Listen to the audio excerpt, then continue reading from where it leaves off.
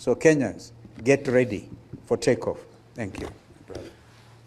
Thank you very much. We would like to invite the party leader of DCP, His Excellency Gachagua. And since we started this journey here, huyu mwanaume amepitia mambo mengi sana. Pigwa tear gas kanisani, PCA huko, pigwa huko kwa Matanga, Limuru. Now he's a target. What used to be Railaphobia has now become Rigathi-phobia. And they're trying to sell Rigathi-phobia to try and divide the opposition, drive a wedge between Gachagua, Kalonzo, Wamalo. We will not allow it. 1 year now, we've remained united. This coming year, we remain united until we accomplish our mission. May I invite him to speak to the nation? Karibu. Thank you very much. Let me also take this opportunity to wish the great people of Kenya a Merry Christmas and a very happy 2026. Much as we know that Kenyans have nothing to celebrate, Kenyans depart their villages in anguish, in despair, lacking, not able to put a meal on the table.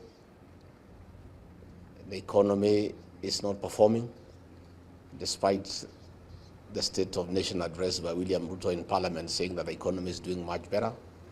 Kenyans know differently. As I have said many times, you don't need to tell Kenyans that there is economic growth. They know it when it is happening. During the tenure of Mwai Kibaki, Kenyans will talk of economic growth without relying on any statistics or any economic survey. You remember we had banks hawking loans. They would be having tents outside banks, inviting the people of Kenya to come and get money to do business. The economy was thriving and Kenyans knew.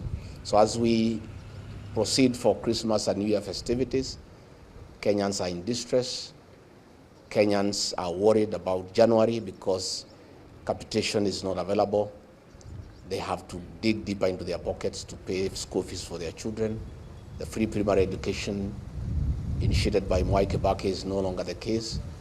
The free secondary education brought by Uhuru Kenyatta is no longer the case. But we want to ask the people of Kenya to stay focused and not to give up. Let me take this opportunity to urge the people of Kenya and new media and our political competitors not to fall for the false narrative by William Ruto. William Ruto is trying to tell the people of Kenya that the problem of Kenya is tribalism. And the most urgent thing is to unite the country. There is no community in Kenya that has a problem with any other community. Even you people of the press who are here, you are from different communities and you have no issue with each other.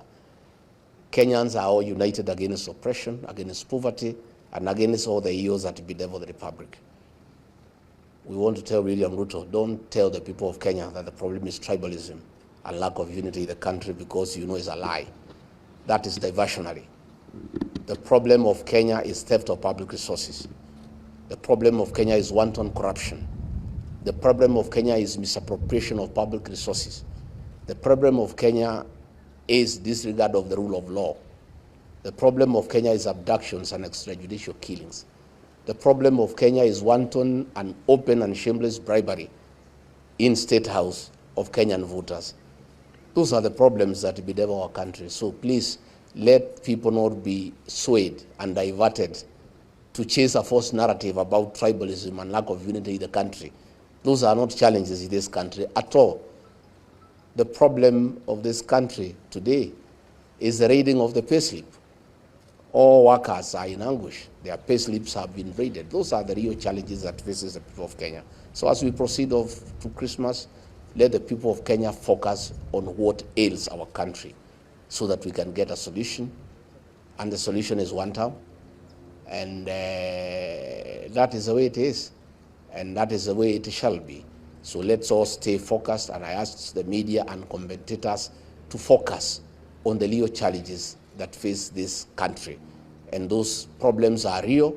And if you talk to Kenyans when you go for Christmas, they'll tell you, we have a challenge of a destroyed education system.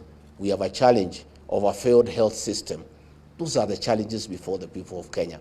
Let William Ruto not cheat the people of Kenya that there's a problem of lack of unity in the country. All Kenyans are united against poverty, against oppression, against misappropriation of public resources, against sale of public assets. Those are the real challenges that face our country. And we want you, media, to help us to really anchor the real challenges that face the people of Kenya. So hata nyinyi watu ya media, pia tunatakia nyinyi Christmas njema. You know, for those of you who will go to Nakuru and Western Kenya, mukifika pale Limuru, where Ruto launched the Ridoni Mau Summit Road, there is only a signboard. There is no equipment, not even a wheelbarrow. So the real challenge of this country is lies by William Ruto. You know, he was there in a very grand ceremony. And I want to challenge you, those of you who are going to that part of the country. When you reach Limuru past Kwambera, you slow down. There is only a signboard. There is nothing. And he launched the road with a lot of fanfare. Nanuwongo mtupu. You know, there is nothing going on. And elsewhere, there is nothing that is going on. Na wale munaenda Western, mkifika huko mwambie watu ya Kakamega wasikubali gold yao iuzwe na watu wengine. You know, the whole of Western, there is a lot of gold under. Ile shimo anachimba pale, hiyo ni ya kuingia huko chini.